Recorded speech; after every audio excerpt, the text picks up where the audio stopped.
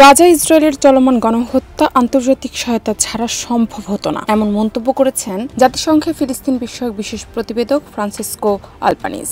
তার সাম্প্রতিক প্রতিবেদন Gaza genocide a collective crime এ তিনি বলেন, এই হত্যাযজ্ঞের দায় শুধু ইসরায়েলের নয়, যুক্তরাষ্ট্র, ইউরোপ ও আরব বিশ্বের মোট 63 দেশেতে জড়িত। এলএমই সার্টিফাইড বিশ্বসেরা কপারে তৈরি ওয়ালটন কেবলস, যা আপনার স্থাপনাকে রাখবে সব সময় নিরাপদ।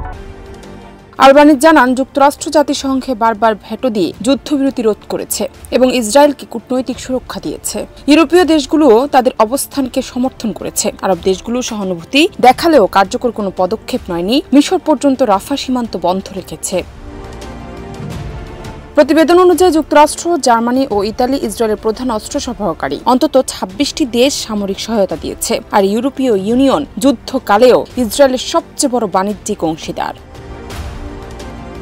আলবানিজের তথ্য অনুযায়ী 2023 সালের অক্টোবর থেকে 2025 সালের অক্টোবর পর্যন্ত গাজায় নিহত হয়েছেন 68,000-এর বেশি ফিলিস্তিনি, যাদের অধিকাংশই নারী ও শিশু। তার ভাষায়, গাজার গণহত্যা এখন মানবতার জন্য এক গভীর নৈতিক ব্যর্থতার প্রতীক, যেখানে নীরবতা ও সহযোগিতাই সবচেয়ে বড় অপরাধ।